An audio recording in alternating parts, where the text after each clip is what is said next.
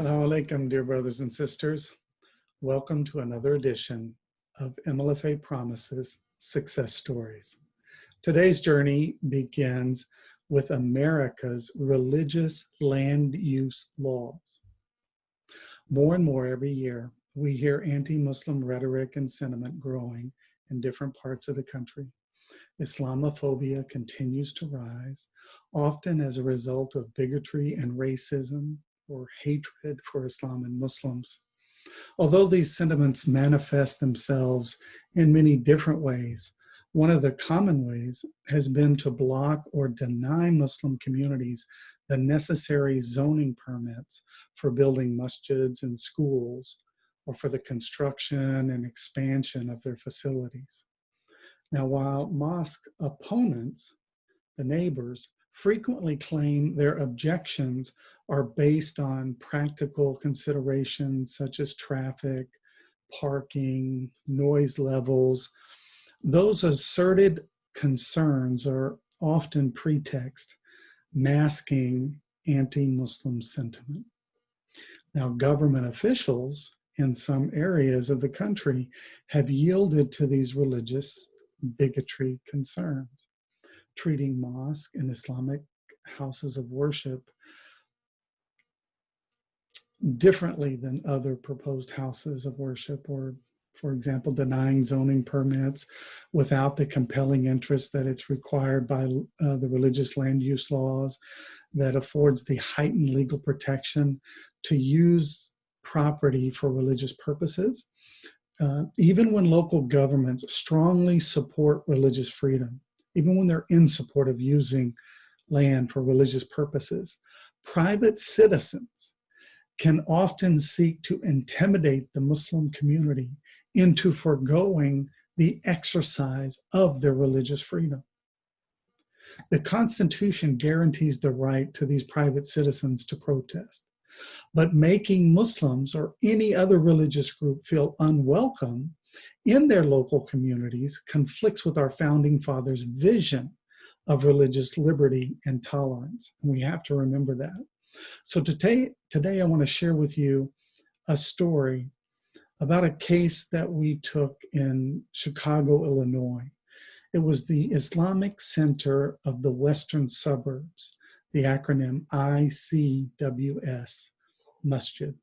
And this community was using a single family home as a prayer center starting in 2008.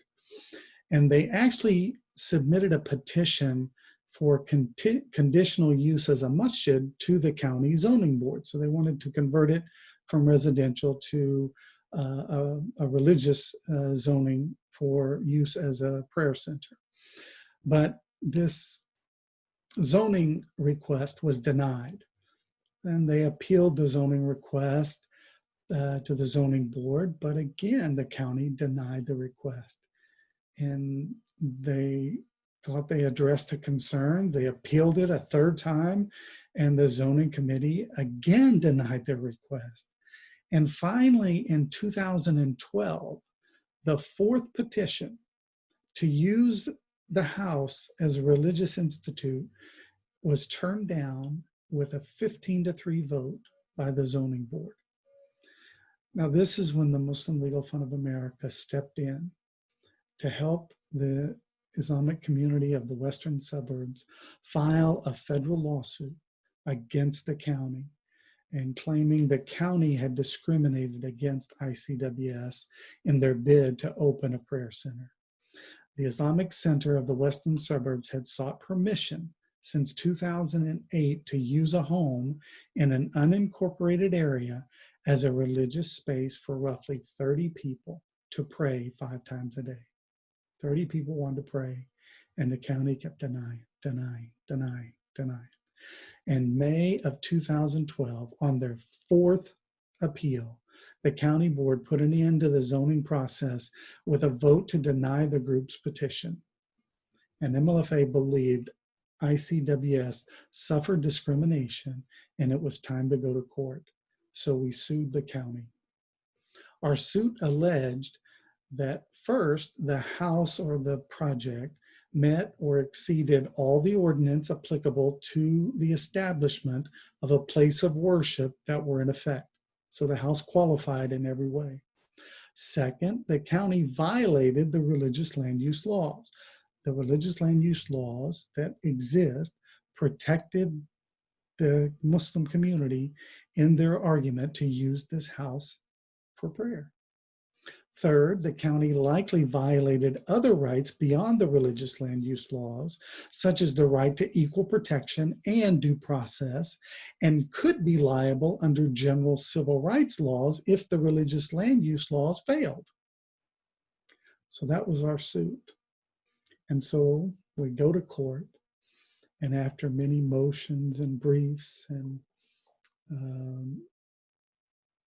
responses and a lengthy court battle, DuPage County ended up reversing their decision and allowed the Islamic Center of the Western Suburbs to conduct worship services in a single-family residence as a masjid. Now, winning the ICWS lawsuit sets a positive precedent for future Muslims who try to build religious institutions in neighboring towns and cities, and not only in Illinois, anywhere in the US, who might otherwise face bigoted racism or discrimination by their neighbors or the local county or the local government. Muslims deserve equal protection under the law, and MLFA delivered. Again, MLFA is on the front lines of justice, protecting our rights and our liberties where and when it matters the most. Promises made, promises kept. Thank you for listening. Assalamu alaikum.